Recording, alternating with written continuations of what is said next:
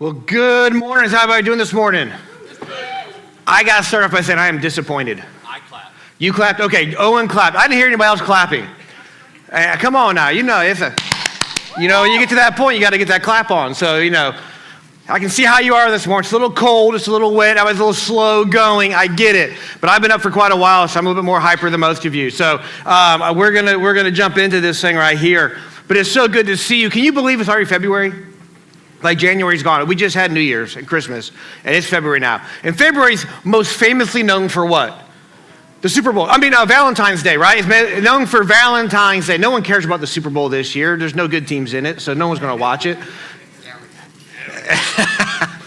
But we are excited to start this look at February, and it's known as the Love Month, right? So many people talk about February as the Love Month, and we do all this stuff. As a matter of fact, the Hallmark Channel has dubbed February Love-uary. That is now their new moniker for February. And what's going to be interesting about this month is all of their new movies are going to be about love, as opposed to every other movie they have ever made, which is also about love. But yeah, this is going to be different this year because they're going to focus on the works of Jane Austen.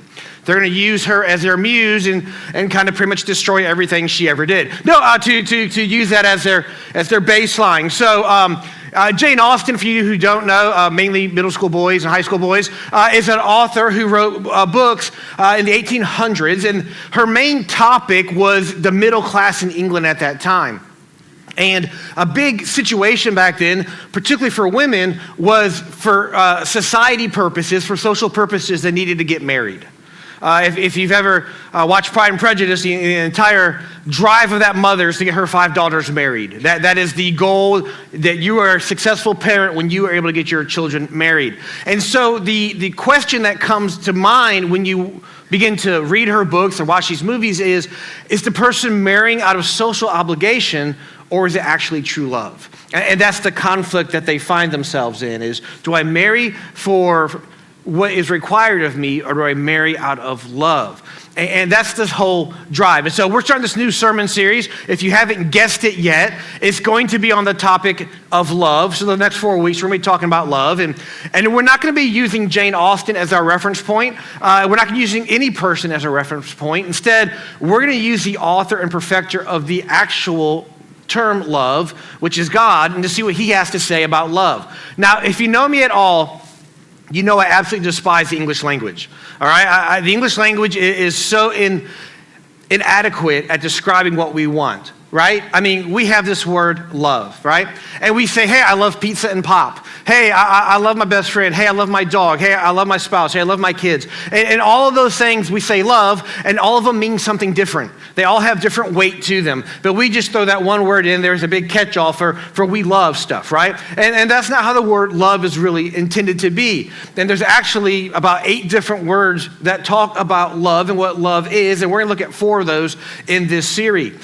And so we're going to start off with the first one, which is friendship. Now, a few years back, my family, we were vacationing one of our favorite places, Flagler Beach, and we had gone out to dinner that night. And I remember we came back, and when we came back, we kind of overlooked, and the pool was empty. If you're ever at a condo place and the pool is empty, that's the best time to go swim because you get the whole thing to yourself, right? So we all hurried up, gathered stuff together, went down to the pool, and we got to swim for quite a while. And we had a great time. While we were in there, we noticed this grandfather walked up with his granddaughter. His granddaughter was younger than Alexa. She was young. And I know what happened. If you have a large family like ours, and you go to the lake, to the beach, to the pool, something like that, and you see a single parent walk in with their one kid, particularly a grandparent, you know what they tell their kid? Hey, there's a family with kids over there. Why don't you go play with them?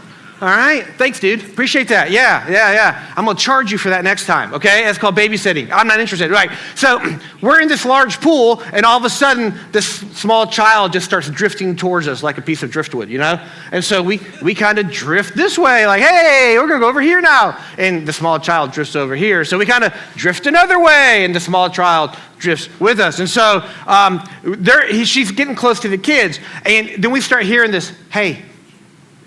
Pause for a few minutes. Hey. About 5 or 6 times. Hey. Well, the little girl manages to kind of get Ben kind of cornered. And the rest of his sisters, loving him so much, they just drift away and leave Ben with this literally probably 5, 6-year-old girl. And she's like, hey. And Ben is actually pretty nice. And so he finally turns and is like, hey. To which she responded, you want to be my friend? You know? And Ben had this look towards us of like, I cannot believe you guys did this to me. Help me, help me, help me. And all we did was sit back and laugh. And laugh. And laugh. And he had his new best friend. I mean, they were set. And she told him all about how big her granddad, how strong her granddad was, and that she had a pool float that was taller than her granddad, and all this incredible stuff. And he just got stranded for about 15, 20 minutes with this little 5-year-old girl. And, you know, he's much older, and we love it. And to this day, at times, we'll just be like, hey, and when she gets very irritated, and then we'll say, you want to be my friend?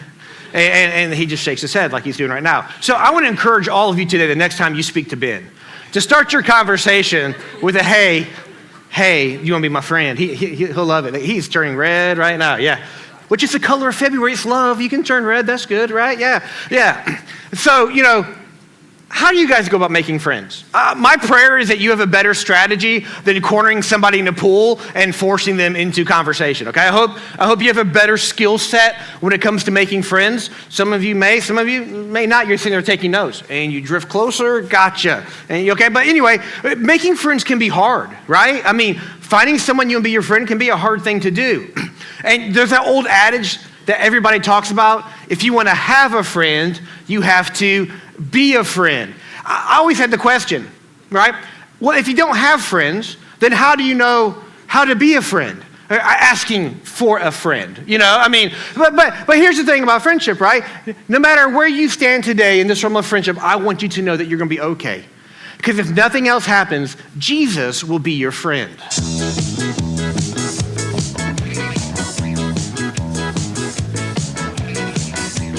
Jesus is a friend of mine. Jesus is my friend. Jesus is a friend of mine. I have a friend in Jesus. Jesus is a friend of mine. Jesus is my friend. Jesus is a friend of mine. He taught me how to live my life as it should be. He taught me how to turn my cheek when people laugh at me. I've had friends before, and I can tell you that he's one who will never leave you flat. Jesus is a friend of mine. Jesus is my friend. Jesus is a friend of I mine. have a friend in Jesus. Jesus is a friend of mine. Jesus is my friend. Jesus is a friend of mine. Isn't that awesome? That's just incredible. And they did that, and they were proud of that, I'm sure.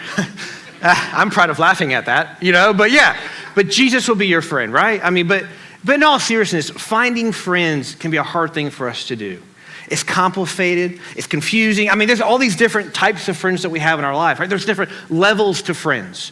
And so like, you know, how do we go about making this? How do we classify people? How do we get in there? And we're gonna talk about that today. But before we get into that, I wanna share some truth with you that for some of you, this is gonna be really hard to hear, particularly middle school girls.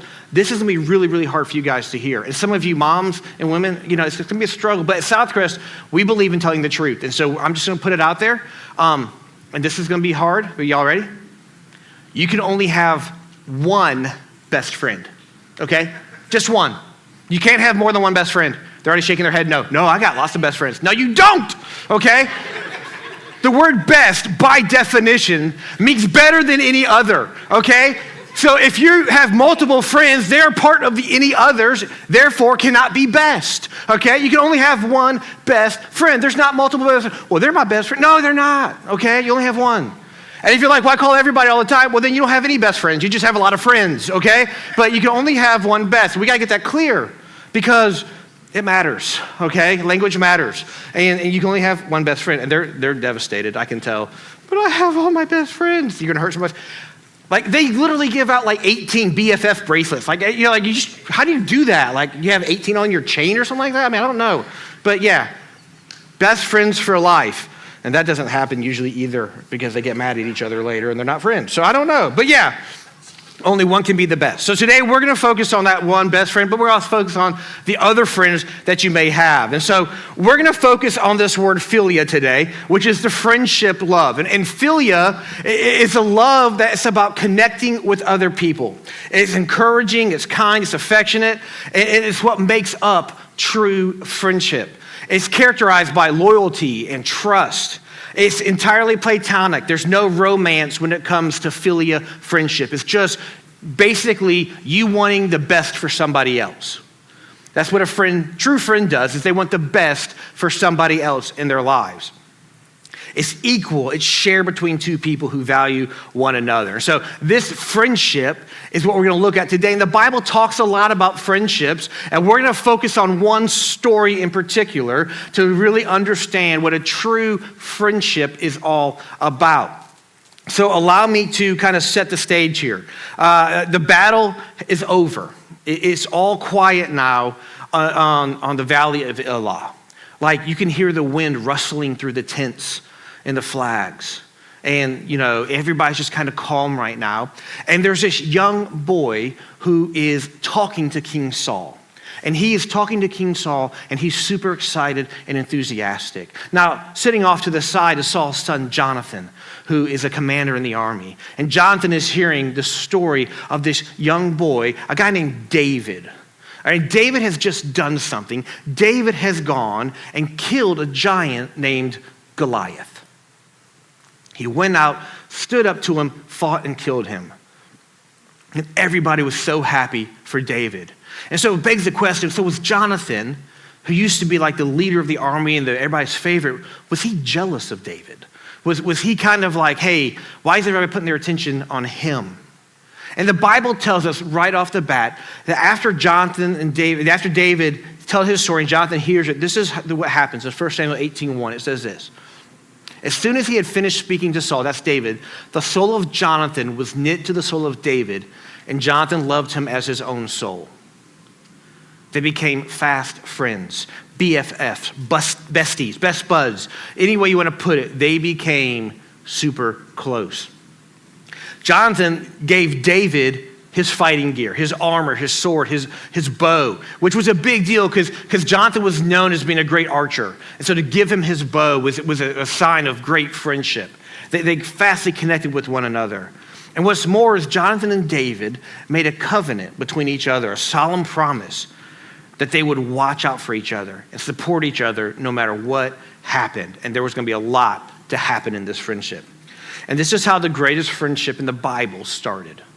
At the end of a war where two warriors met and said, we're going to unite with one another.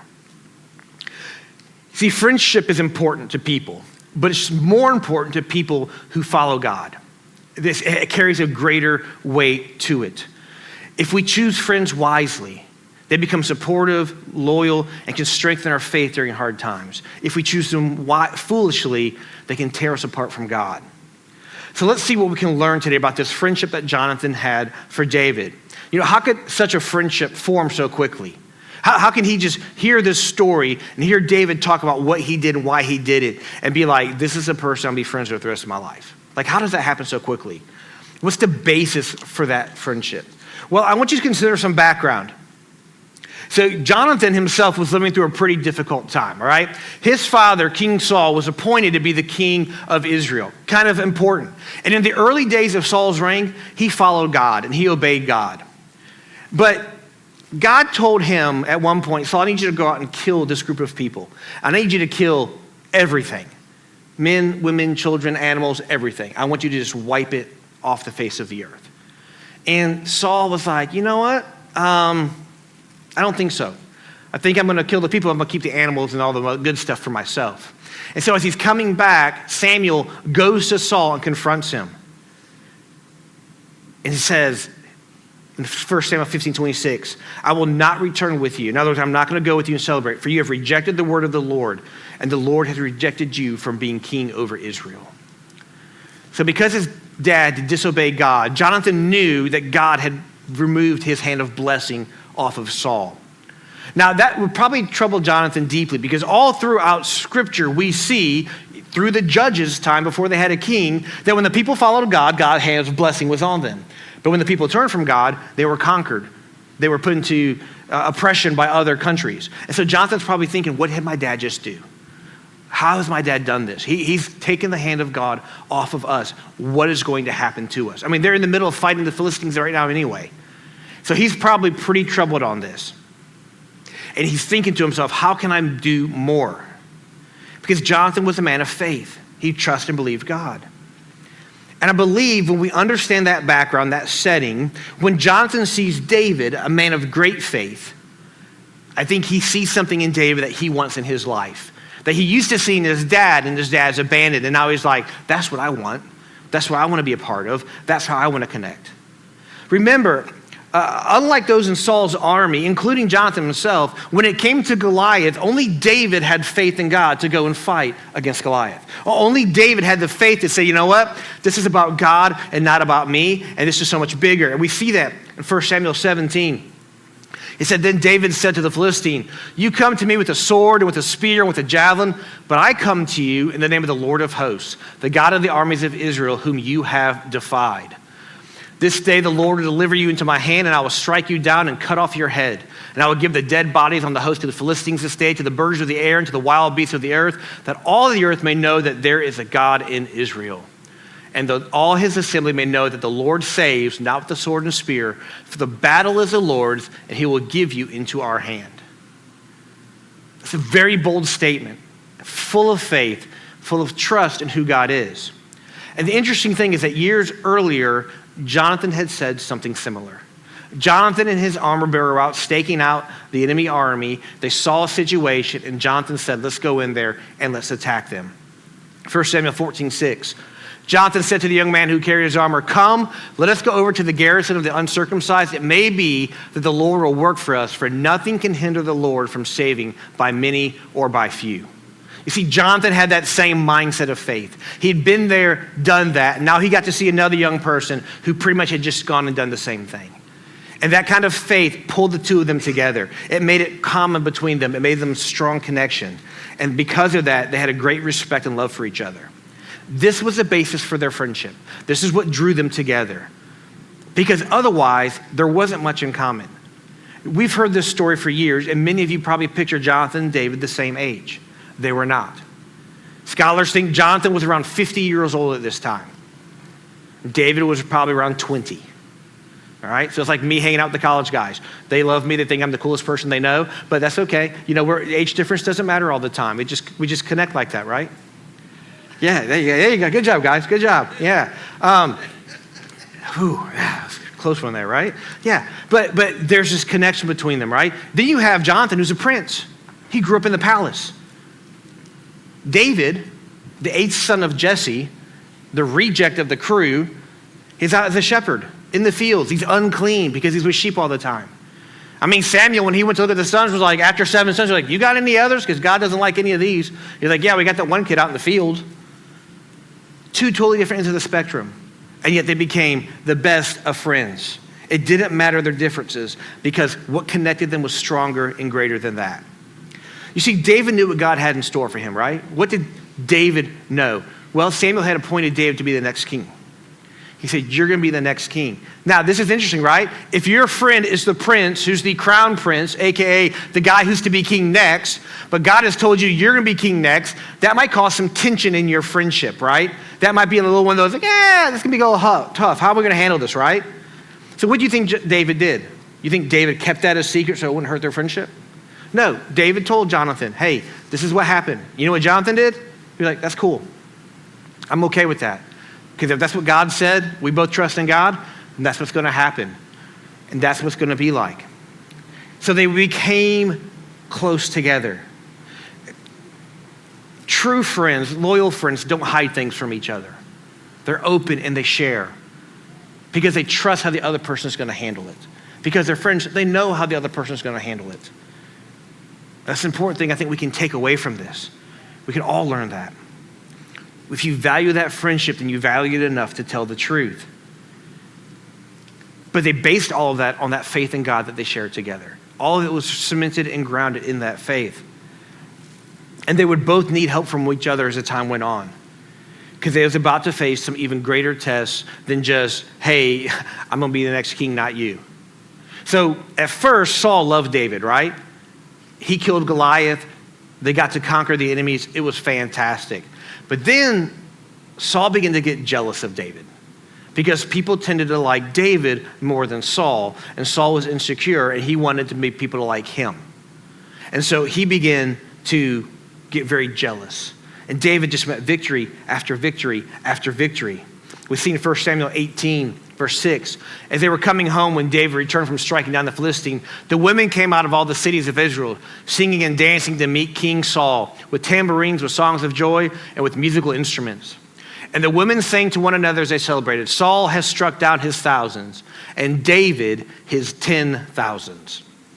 And Saul was very angry at this saying. This pleased him. He said, they have ascribed to David 10,000s, and to me they have ascribed only thousands. And what more can he have but the kingdom? And Saul eyed David from that day on. Some translations, and Saul grew angry with David in his heart. Saul feared that David would try to take his kingship away from him. And so he wanted to do everything he could to make sure that didn't happen. But the funny thing about it is the kingship had already been taken from him. God had already removed his hand from Saul. It was no longer his. And David wasn't going to take it away. As a matter of fact, if you read through what happens after all this stuff, David has several opportunities to kill Saul. But David always would say, far be it from me to lift a finger versus the Lord's anointed. He would not touch who God had named. He would not do that. As a matter of fact, if you read further into 2 Samuel, when someone claimed they killed Saul, you know what David did? Had that guy killed, because no one should kill the Lord's anointed. And so we see this, that David wouldn't do anything to Saul, but Saul doesn't know that. Saul's jealous. Saul's angry. And so Saul does all he can to try to make David's life complicated. It grew day by day. And so he decided, hey, I'm going to keep sending out to battle with David, and maybe he'll get killed in battle. Maybe he'll get killed in war, and then I don't have to worry about him no more. But God's hand was on him. So what happened instead? David just keep winning and winning and winning. The original, all I want to do is win, win, win, win, win. David, okay? That's all he did. That's all he did, all right? And the more he won, the more Saul hated him and became jealous of him. And so Saul takes it another step. Okay, now something has to happen. 1 Samuel 19, it says this, and Saul spoke to Jonathan, his son, and to all of his servants that they should kill David.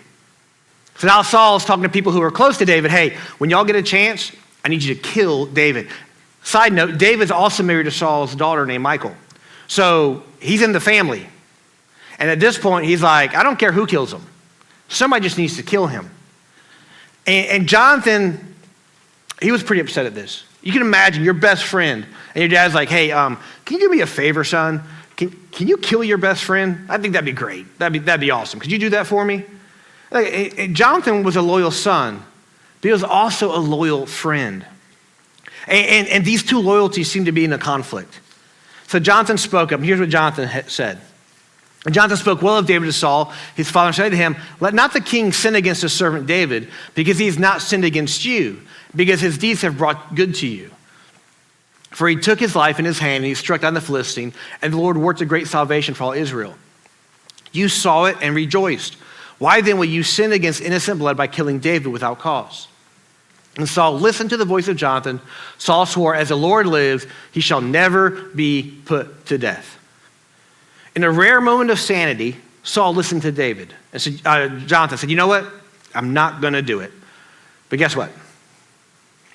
Saul was a liar, pants on fire, okay? Saul was a jealous baby, and it wouldn't take long before he was going to get mad again. And he was not a man of his word. And David had more successes, and it kept on getting worse and worse. To the point where when David was then playing the harp one day for Saul to call him down, Saul took a spear and threw it at David and tried to kill him. And David took off running and was like, hey, Jonathan, your dad's got issues. Major issues, right? Have you ever found yourself having to face conflicting loyalties? Have you ever found yourself stuck in the middle between two friends? That's the greatest place to be, right? Cap. I mean, no. How do you make that choice? You know you're going to hurt somebody. You know you're going to do wrong by somebody. It can be a painful place to be, stuck in the middle. In such situations, some people would tell you, hey, always remember that blood is thicker than water. It might be on a viscosity level, but let me tell you something. Just because they're family doesn't mean they're right. And just because they're friends doesn't mean they're wrong. Jonathan knew better. Because Jonathan wasn't looking to his dad or to David for direction in his life. You know where Jonathan was looking? To God.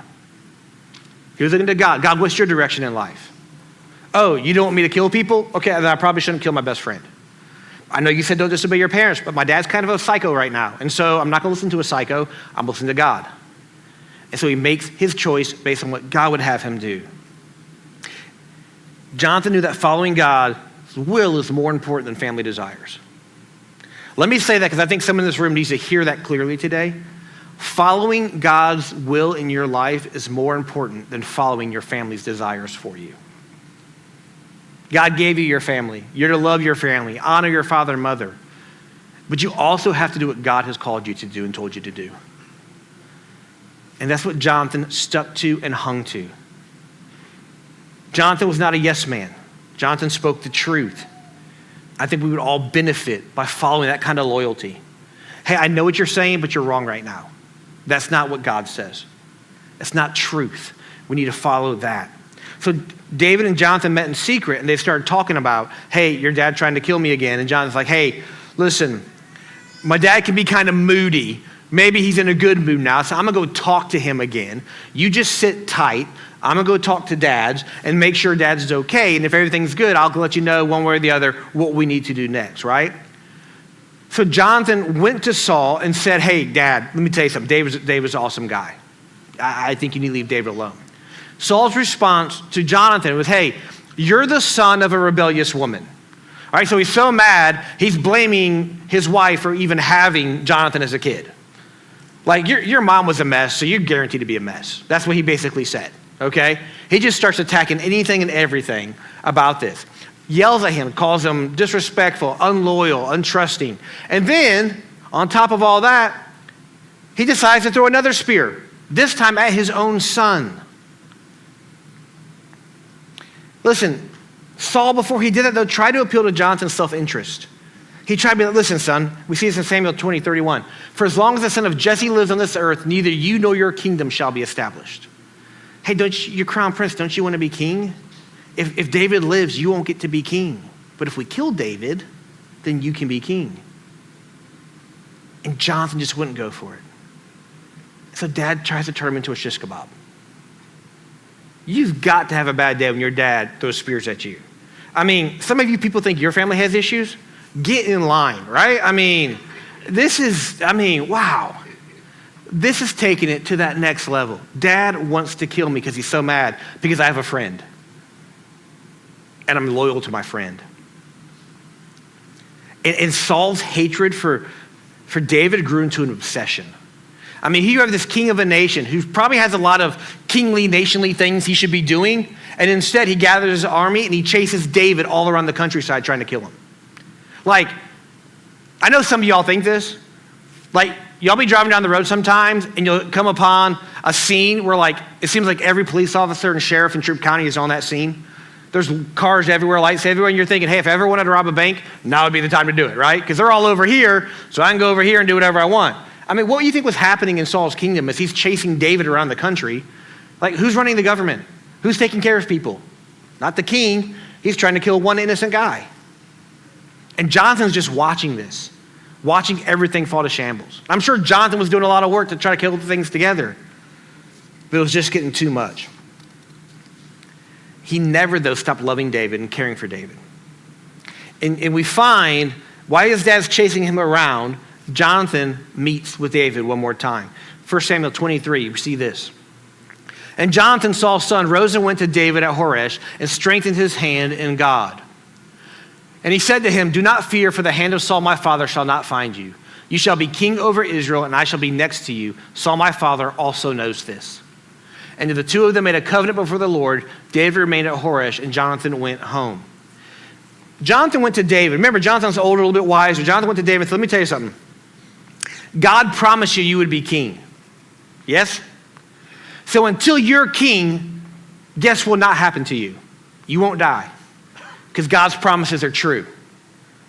God didn't say you might be king one day as long as you can live. No, God said you will be king. In other words, you are bulletproof.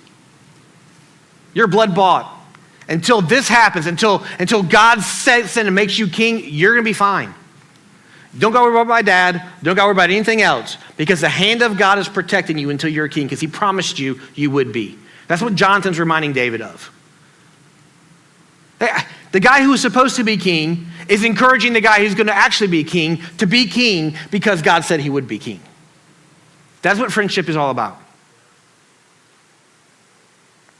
To encourage him, to remind him of God's truths, and that he would be second to David.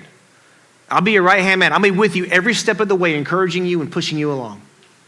I'm going to take joy in what God has for you instead of being jealous because it could have been me. I'm happy for you. Now, the sad thing is, this is the last time Jonathan and David got to talk. Shortly after this meeting, they went back to war with the Philistines. Saul and all of his kids, including Jonathan, were killed in that battle. So Jonathan never got to be second to David. But this is the type of friendship that they had. One built on a relationship with God and trust in what he said. So what can you and I take away from this friendship? What can we learn today as we go and make friends? What can we learn today as we begin to value and maybe even take an inventory of the friendships that we have in our life, right? A better way to say is, how can we understand what this love that's called friendship really is, and how does that apply and look at our lives today? So friendship love is about building bonds and connections with people that have similar interests, that believe the same things you believe. It's shared goals and shared values. This is the type of love that we have for what we call friends, but also colleagues, peers, people who are in our lives. And filial love, this friendship love, is always reciprocal. It's always a give and take. There's two people involved, and there's giving and taking all the time in that friendship. So the Greek philosopher Aristotle once said that there are three types of friendship. And I believe he's right. And we're going to look at these three types of friendship and see how they apply to your life and see what they're about. The first benefit of a friendship, this first type of friendship, is called this: enjoyment, right? And I think we understand this. These types of friendships are based on the enjoyment and pleasure we get from being with someone else. C.S. Lewis was to put it this way: friendship is born at the moment when one person says to another, "You too? I thought I was the only one." It's when you find that commonplace. It's when you find that thing that you both enjoy doing. Maybe it's a sport, maybe it's a hobby, and you're like, "You do that too? Awesome." And you become friends. It begins to connect you. You find this connection because of this shared interest. It's something you like to do, right? Many of you understand this type of friendship. There are certain people that if you're going to go somewhere, you got to make sure that friend is with you.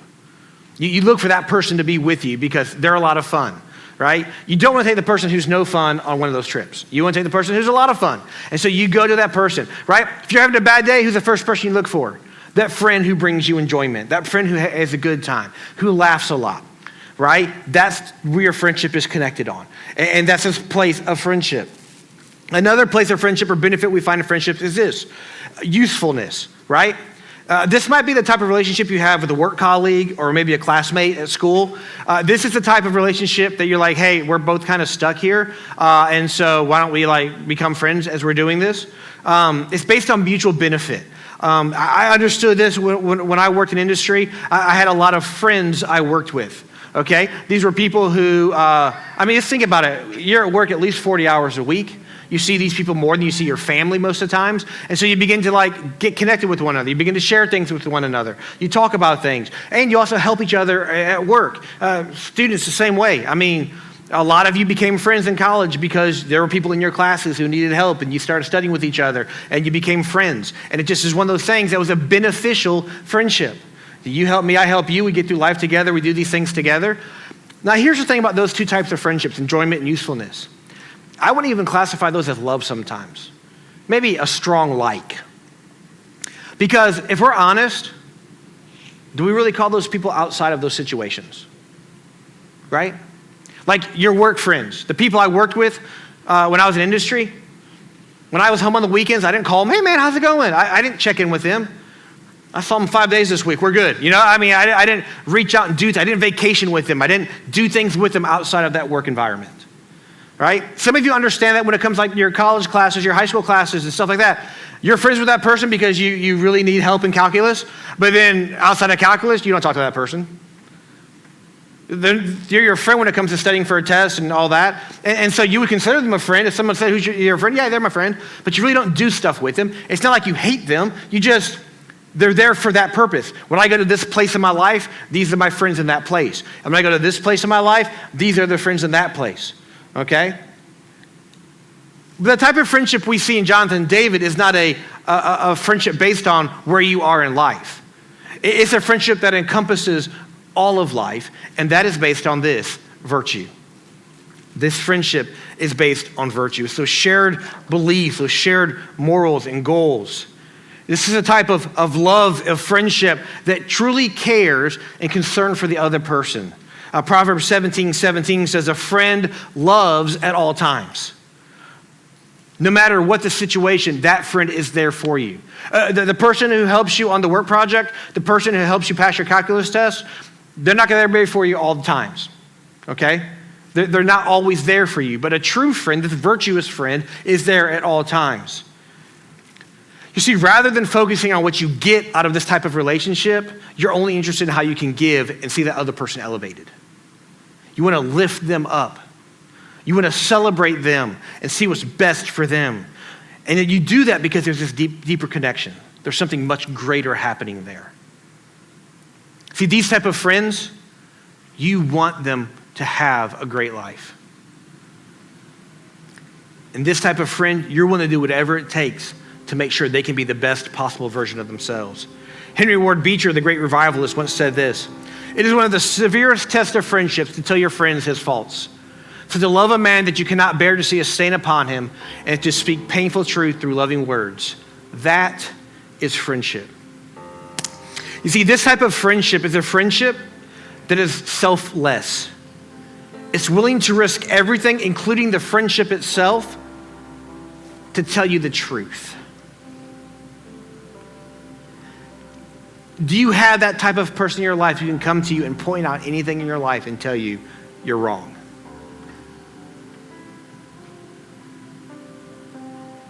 And that you receive that and say, you're right. I need to stop doing that.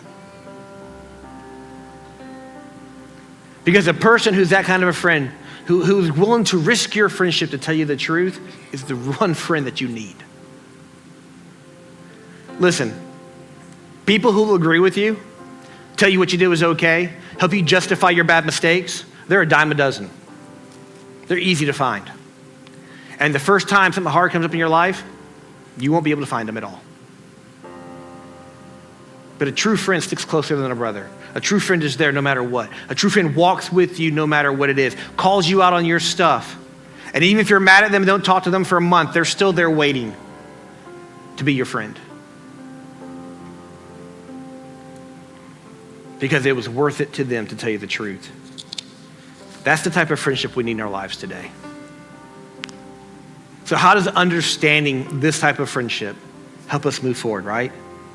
How can we take that and make an impact for God as we make friends and as we begin to connect with other people around us? I'll go back to what we talked about earlier. I'll go back to that adage and that question, right? In order to make a friend, you have to be a friend. And then if you don't have friends with you, what does it take to become a friend? Well, we talked about that today. We now know what it takes to become a friend. What it takes to become a friend is someone who's willing to stand in the gap for you. A person who has common interests, shared goals, has something that is deeper than just surface. Something who wants more for you. It's about finding that ground, encouraging each other along the way. And it's recognizing that friendship is not about us. Friendship is about them.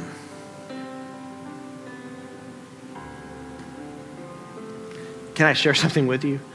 Most things in life that matter are not about you.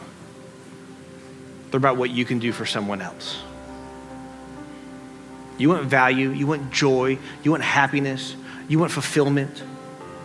Give yourself away. Don't ask what you can get, ask what you can give.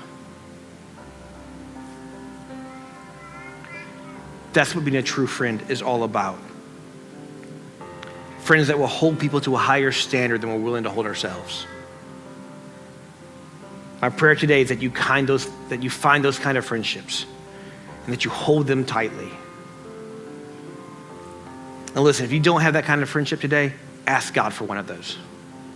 Ask God to bring that person into your life or reveal that person already in your life who can be that true friend. That person who stands closer than their brother. That person who will call you out on your junk, but won't just laugh at you or judge you. Will try to find a way to help you get through that, encourage you, and walk with you every step of the way. It's just one, by the way. Only one best friend. You can't have more than that. Who's that one person, no matter life is falling apart, the one person you want to call, the one person you want to connect with, the one person you want to be by your side? I'm going to cheat a little bit. Next week, it's going to be about romantic love, kind of a marriage type thing. But can I share something with you? If you're married, you already have that best friend. I don't care if you like it or not. You might have a best gal pal or best bud, but your best friend in marriage is your spouse. And if it's not, my office is up there. We can do counseling later on, okay? But I'm not kidding. You want to improve your marriage, make your spouse your best friend. Because when the rubber hits the road, the one person you should go to before anybody else is that person who said, I do to you.